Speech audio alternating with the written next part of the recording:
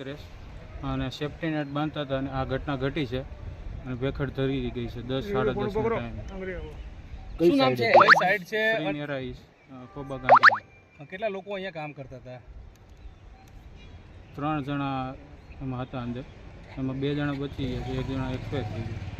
ક્યાં લઈ ગયા જે લઈ અને આપણે ગાંધીનગર સિવિલ ને જે ઈજાગ્રસ્ત થયા છે બરોબર એ લોકોને ક્યાં લઈ ગયા, કઈ હોસ્પિટલ લઈ ગયા છે? અને ગાંધીનગર સિવિલમાં.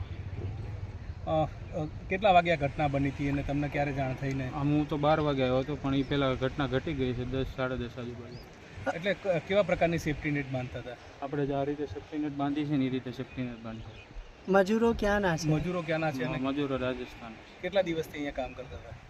મહિનો 1.5 મહિનો થયો છે.